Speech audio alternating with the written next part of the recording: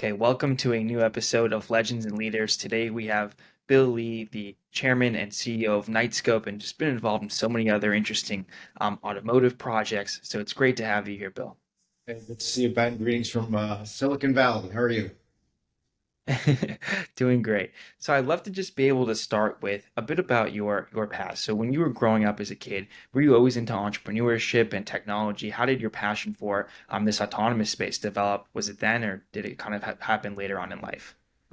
I think probably when near around I got my driver's license, getting a first car. I don't know why, but it's one of the craziest products on the planet where it's very cross-functional. You've got think about brand and design and engineering and thermal efficiencies and fluid dynamics and aero and all kinds of stuff. But then it's also very emotional. Like you get to get into it and drive it. And I gotta kind of got hooked on the automotive bit around that, 16, 17 time frame. And when I started interviewing for like, okay, what am I gonna do with my life? I it just I got fascinated with the integration of all that stuff. Like, I remember interviewing with some banks or something. It's like, what am I going to do? Like, come home, be all excited about the new ATM that got installed? Like, they resonate with me. So I think it started from that background. Mhm. Yeah, and it definitely progressed a lot into, what you're doing today, but it seems like that was channeled through multiple different things you built to kind of get to this point. Um, so now like you guys are developing these security robots and the goal is right assisting humans, not necessarily replacing human Oh, beings. no, no, no, no, Ben. I work for Big Brother. We've got all these crazy robots that are going to kill everyone and takes everyone's job. I mean, I just got to make sure I stay on point with the media, right? That's the storyline, no? Yeah, hopefully it doesn't get there. But like, why take this approach, Bill, of assisting human beings? And we see so much about AGI and replacing humans. Why try to take that approach? I think we need to do a little math problem first. So our crazy mission at Knightscope is to see if we can make the U.S. the safest country in the world. Um, and I don't really care what technology we use. I mean, if we could fix the problem with, rubber bands and paper clips, like we're going to go build a rubber band and paper clip, factory.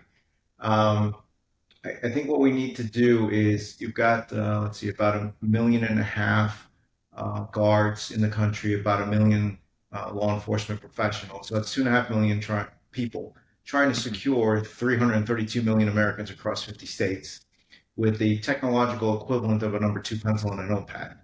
Hmm. Uh, if you compare and contrast that with a soldier in a theater of war, where the Department of Defense has an $800 billion budget and we give the troops every imaginable capability you could ever conceive of, um, the contrast couldn't be more stark. I mean, we have these officers and guards willing to, get up every morning on our own soil to take a bullet for you and your family, and what we give them is embarrassing. It's beneath the dignity of this nation. And so I thought we needed to go build some new tools to give the officers and guards superhuman capabilities, and for them to be able to do their jobs much, much more effectively by providing both a physical deterrence and having their eyes, ears, and voice on the ground in multiple locations at the same time. So imagine if we could put 1 million machines in network to help the 2.5 million officers and guards actually do their job, then we have a chance to actually secure the country properly. Hmm. And so, based on this thesis here, like, how did you initially get the company started? Like, what were the first steps of putting it all together? Oh, it's super easy, Ben. You just like make a PowerPoint and then money just downloads from the cloud and then you hire people from the cloud. Everything happens in the cloud. It's super straightforward. Is It's been a 10-year long painful slog. Um, when we started the company, I live here in Silicon Valley, but depending on the year, maybe 100 to 200 billion dollars goes into startups. Right. Uh, 95% of them fail. Like within an hour's driving, there's probably 20,000 startups here. Um, and I naively thought that this would be an easy lift to get the company funded. So we started, did our little PowerPoint presentation, start dialing for dollars and getting meetings with VCs and up and down Sand Hill Road. And it took me, all we're trying to do is raise $1 million so we can maybe build a prototype. 364 days to raise the seed round. Wow. And everybody was no, no, no, no. And if I were to summarize the way too many meetings, something to the effect of, "Hey, Bill, you're out of your mind. This will never work. It's hardware and software. It's too complicated. You should pick one. And physical security is not an investment thesis, and you need to go away." And so, because I was born in New York City and someone hit my town on 9/11, I'm still profoundly pissed off about it. I decided to dedicate the rest of my life to better securing the country. And so Mhm. those answers were the wrong answers, and I wasn't willing to accept the answer no. So what ended up subsequently the next 9 plus years was not too proud of this, but doing more financial engineering than actual engineering to get the company financed and taken public. So, the statistical probability of founding a company, getting it funded, growing it, taking it public on NASDAQ, buying a company in the same year, and working through some of the most difficult financial circumstances, including, banks blowing up and pandemics and, tech crashes and this, the other thing is like slim, right? But we got it this far, and now we're operating across the country. We're probably doing about a $11 million run rate. We've got clients all across the almost every time zone, I think, in the U.S., and we've operated more than 2.3 million hours, fully autonomous, level 5, completely hands off. No one remote controlling these things. And so that, for those founders and entrepreneurs listening, probably one of the best bits of advice is, that if you don't like the answer no, then go fix it. Right. I mean, that's a lot of persistence to really push on for pretty much a year of trying to build the company. So definitely commend you for that. Um, so when you were building this first prototype, like how did you go about building something that was cost effective and then viable enough to really go and accrue customers or accrue more financing? What were some of the steps you took? Ooh, building the prototypes for Knightscope was hard because, frankly, no one in the history of mankind has done this at scale ever Yeah. across the planet. And I'm an ex-automotive executive. My chief design officer is also ex-Ford. Um, if we needed to go design a car, like I know where what the rake or the windshield needs to be, and maybe what the DLO looks like, the front and rear overhangs, proportion, H point to ground, all that stuff on how to design a car. You look at a sketch and you go, okay, I can envision what this might look like. The problem with designing these robots is you don't have a reference point. Right. Like we did the first few sketches, we didn't have any money at the time, and we're like, I don't know what this looks like in real life, and we didn't have hundreds of thousands of dollars to go build a clay model or whatever. So we got out some wood and some spandex and literally mock something up and go, oof, that no bueno. That does not look good. I think the second challenge besides the reference point was, so we operate in society. This is not a military product. We're not on the battlefield. So we have this weird gray area where you need to provide enough of a physical deterrence to get a criminal or terrorist not to do something, but you can't scare, as I often say, not scare grandma or a child, right? So we had to be very careful with every radius, every contour, every font, every color to kind of thread that needle. And those are probably the two hardest things besides the money. Yeah. And you took this approach of, trying to balance that out. Have you thought about focusing more on like the side of really weaponizing these types of robots, or is it the patrol is something that's just easier to do and having like weapons on them or other things like forms of deterrence that's just more complicated? Bright red line, actually against corporate policy for us to weaponize these as much as many folks have asked us to do it. Not Right. to, sorry. Against corporate policy is first point. Second point, if just strategically, just think this through. If you're trying to get society, where the country's over 200 years old, we're under 46th president, um, you want to change the entire public safety infrastructure, and you want to build a new set of technologies for society to trust. Like the last thing you need to be doing is tasing or doing anything Right. like that. Third, I have no engineers or teammates that have any interest in playing, the dummy to go test all this stuff out. Um, Bright red line for us. What you really need is it's a hardware plus software plus humans approach that is absolutely the most effective. And let the machines do the monotonous, computationally heavy work, and let the humans do the enforcement and decision making. And part of the problem is, as I often say, Hollywood has done us a service and disservice over the last 3 decades. It's people's expectations of what robots can do is some astronomical craziness up here. And the reality is the sector has been woefully underfunded and the capabilities are down here somewhere. I think over the next 10, 20, 30 years, that'll change, but not at the pace that people are really thinking. Right.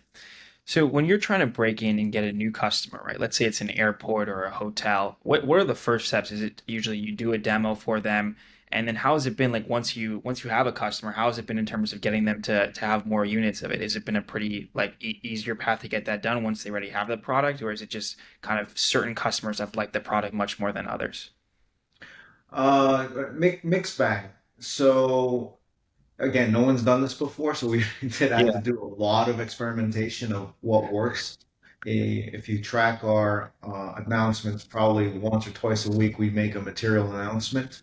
And it's because now we've got a closer to a rinse and repeat sales process.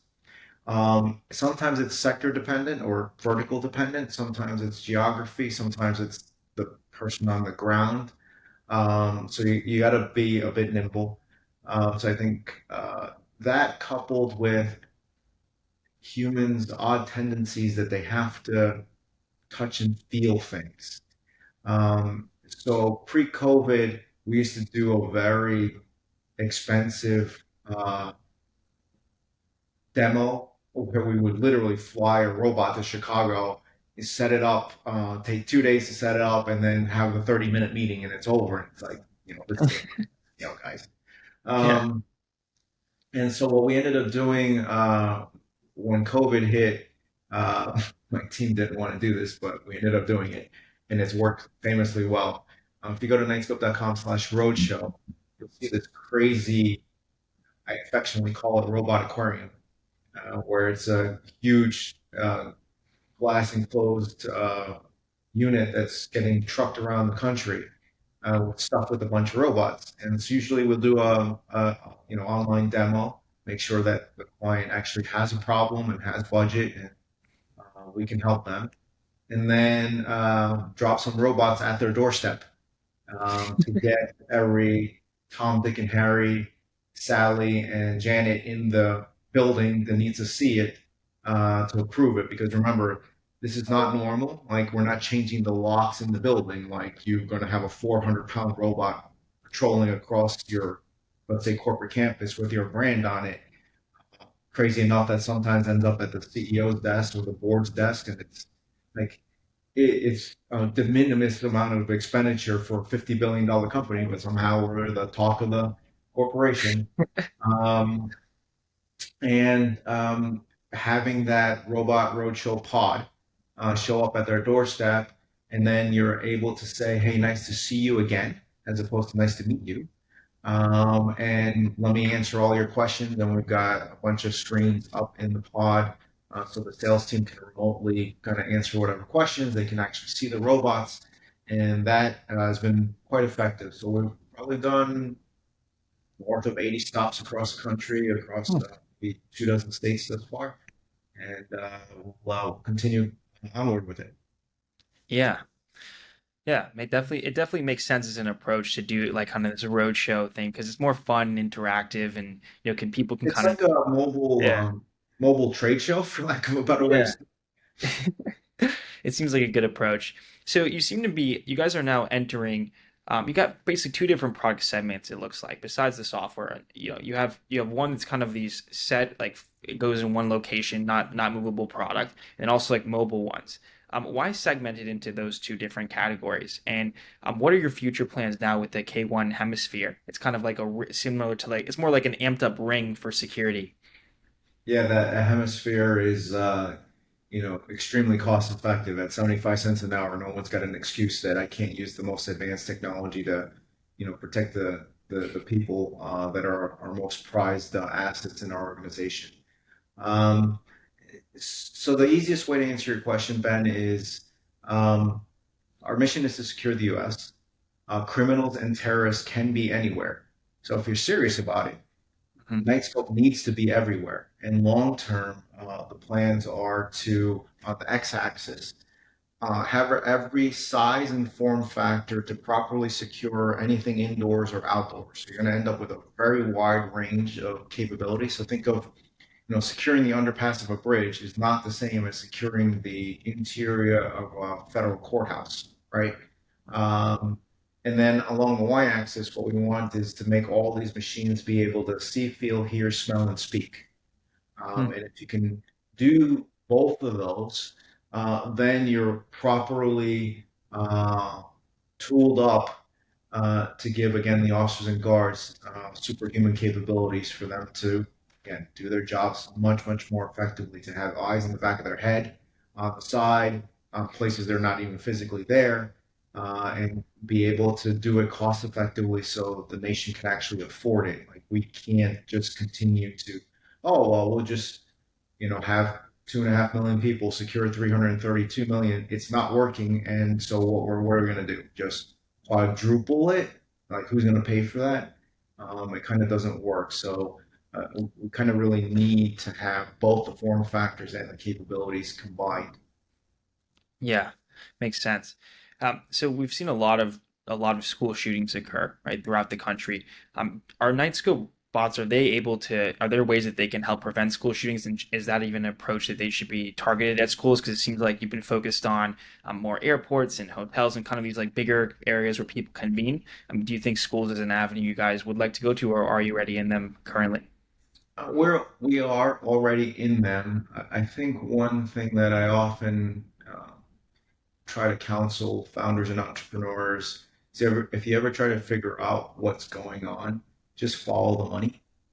And what people don't realize or need to be reminded of is the 20 plus thousand schools across the country. Our nation doesn't properly pay our teachers. In a lot of cases, school supplies come out of the teacher's pocket or the staff's pocket. And so you can't even properly pay our teachers. You don't have enough supplies to teach our kids, but somehow you're going to absorb several $100,000 or several $1 million All right, to security harden costs. these schools. Like it's a complete non-starter. People not thinking things through. So what we really need to do is a twofold thing. You need to build the technologies and capabilities, and we've done some things. We've got a lot more coming, but you also need the way to finance it to be able to have the financial wherewithal of that client be able to pay for this stuff. And that is a kind of twofold problem that sometimes is too difficult for a very fragmented um, organizational structure for the country to even address. Maybe it might be helpful for the audience, but uh, outside of our borders, the Secretary of Defense has pretty much almost ultimate authority. We have a very consistent way to build technology. There is an innovation process. There's risk capital. There's a Lockheed Martin, a Northrop Grumman, a Raytheon, a Boeing to build whatever a soldier might need in a theater of war. We don't have that on our own soil, and that's one of the reasons this is all screwed up and is not going to get fixed by the government, local, state, or federal. We use them as partners, but you're going to have a public-private partnership. in order to address the problem. And the fundamental crux of the issue is that the Department of Justice and the U.S. Department of Homeland Security, and inclusive of the U.S. Department of Education, have no federal jurisdiction over the 19,000 law enforcement agencies and 8,000 private security firms and the 20 odd thousand schools, right? There's no one in charge. There's no innovation process. There's no discretionary budget. There's no like, none of that exists. Um, a complete antithesis and opposite of what happens on the Department of Defense side of things. And so until you fix both the technology side of things and the funding budget side of things, you're not going to be able to address this issue. Yeah. Yeah, I mean, it does need to change, and there needs to be some innovation that occurs because it doesn't seem like there's a solution really that's been in place, and the problem keeps occurring, right? Yep. It's like that would be great to have a solution. Um, so we've seen like certain there's definitely been a certain accelerant of your goals, right? You started out with one prototype and then you've moved into multiple different product categories, and now there's the new a new robot you guys are working on. I believe that's the K7. And that's supposed to, you guys are developing that currently. Where do you see the direction of the company going over the next 5 to 10 years in terms of product development? That's what I said earlier. Multiple form factors, multiple levels of capability. And we'll either build that in-house, we'll partner, or we'll acquire companies. As you know, we bought a company last year. In my past life, I bought a couple dozen companies, so have some experience in that way of growing a company. But the idea, again, and mission is to better secure the U.S. and whatever new technologies and capabilities are going to help the officers and guards. We're going to spend a lot of time on that. Yeah. And you a lot of the a great selling point of the products is 24/7 security, right? There's only so much that traditional security officers can do, and the robots can control essentially at any time. I mean, has that really had a significant impact on stopping crime and preventing crime overall because of the more window to patrol and to be on the lookout? Not to be funny about it, but it's not like criminals clock in at 9 a.m. and then clock out at 5. I mean, Yeah. uh, so yeah, we've had a lot of positive impact. And for those that we've been able to disclose, if you go to knightscope.com/crime, there's a very long list of all the positive things these machines have already done for society.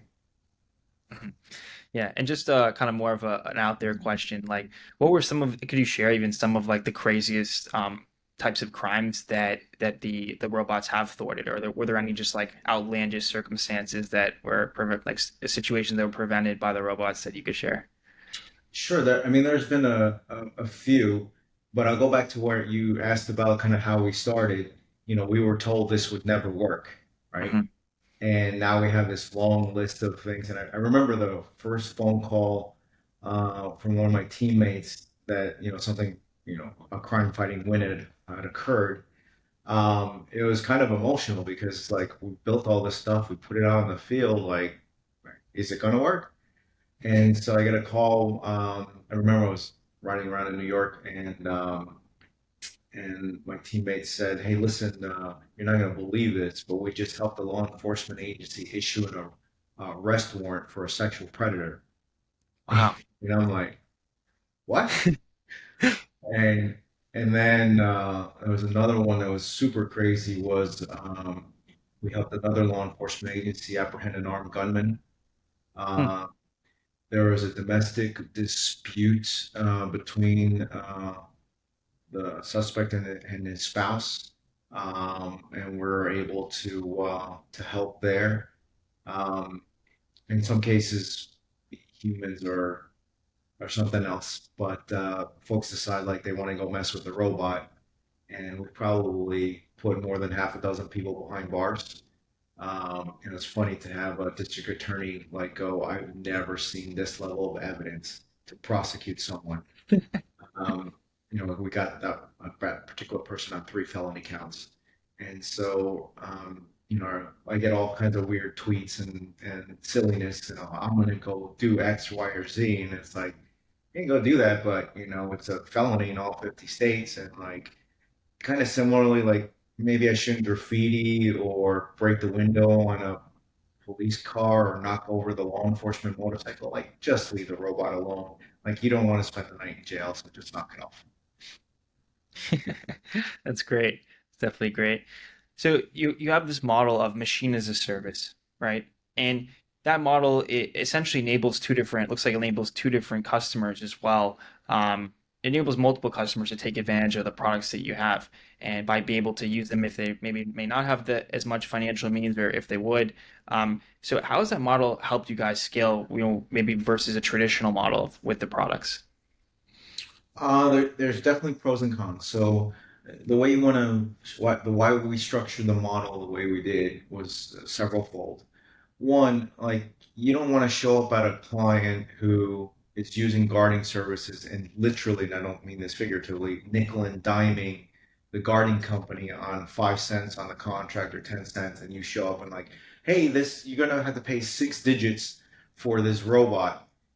Second, you're going to go need to go set up your own maintenance, the robot maintenance service division, right?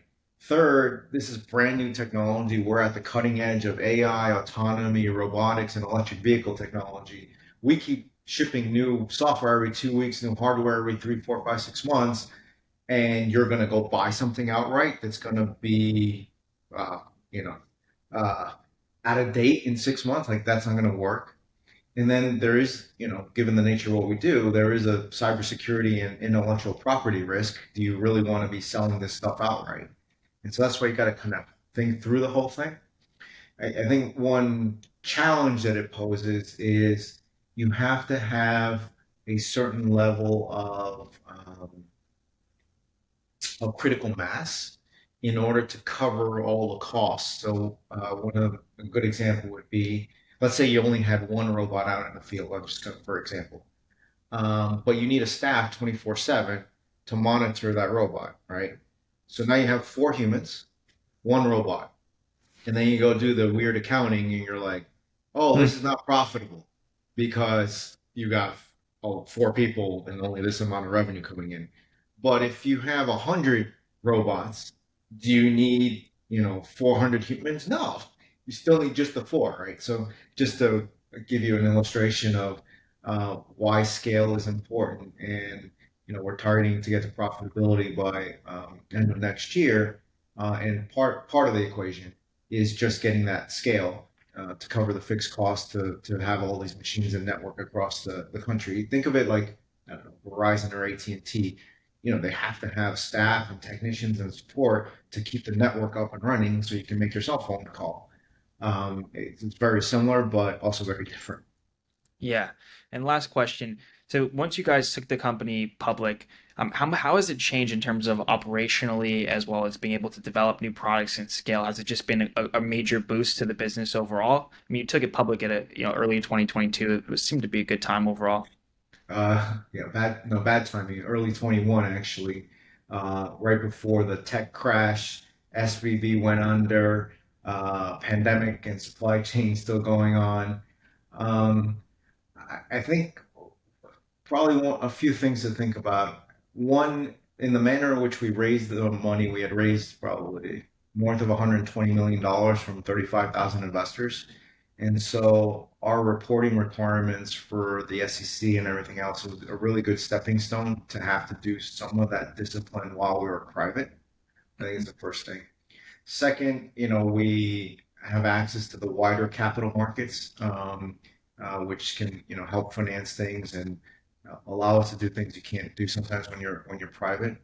Um, Third, to my massive annoyance, I'm having to censor myself a lot because there's a lot of things I desperately want to say online, offline, in person, on a call like this that I can't say, and it drives me absolutely crazy. So that makes it hard. I, I think the last thing that's wildly crazy, and this is my personal view, in a lot of cases, Wall Street is quote unquote wrong in the short term. Like there's all kinds of wild stuff going on, and stupidity and conspiracy theories on forums and all this other crazy stuff. But I think for those that can continue to push forward, Wall Street typically is quote unquote right. The capital markets are typically right over the long term. So It'll teach companies to get profitable, get efficient, continue to grow, etc. But there's all these wild things that happen in the beginning of the story. And operationally, it's very weird because we have been internally doing it extraordinarily well versus how we were when we're private. But what the market sometimes see is not exactly what we see. So I think over time it kind of corrects. But you get these wild things where sometimes we only, I don't know, half a million shares trade on one day, and then 60 million shares trade on a different day, then 3 million shares trade, and like this last couple of weeks of complete insanity. And some cases, people think we control the stock price or whatever. No, like we control the financial performance of the company. We can communicate as much as possible, but the share price has everything to do with the market. It's like supply and demand. And so having to, spend a lot of time explaining that to our investors is time consuming, but it's also important. I mean, our investors are the ones that fueled the growth of the company and actually help, make the company exist in the first place. So us spending the time to continue to communicate is extremely important. But um, it's uh, it's very different than being private, and there's pros and cons. But certainly would still do what we did to continue to grow the company and try to stick to the mission. Over the next decade or two, when some investors get frustrated when I talk about decades, uh, but it's important. You got to put things in perspective. So the country, like I mentioned, 200 years old, 146th president. No one's fixed the $2 trillion negative economic impact of crime and terrorism on the U.S. every single year, but somehow during the first, the second, and third quarter, we're just going to fix everything. It doesn't compute, right? You need to understand the enormity of the problem. And if you look at like I don't know Tesla or SpaceX, most people don't realize that the companies are nearly or 20 years old, and it takes that long sometimes to make a massive impact. But we got it off the ground, we got it working, proving all the naysayers wrong, and now it's time to scale up. So the first chapter is done, and onward to the second. Sounds good. I think you guys just have an amazing mission. It's a great goal, and it's a goal that it doesn't seem to be pursued by that many companies or people. So it's brave of you to really go in that direction and try to build something here. And it seems like you've made a lot of good progress and affected a lot of people's lives already, and I'm sure you'll continue to do that. So wishing you much success, and I appreciate you coming on, Bill. Well, thanks for having us, and be safe out there.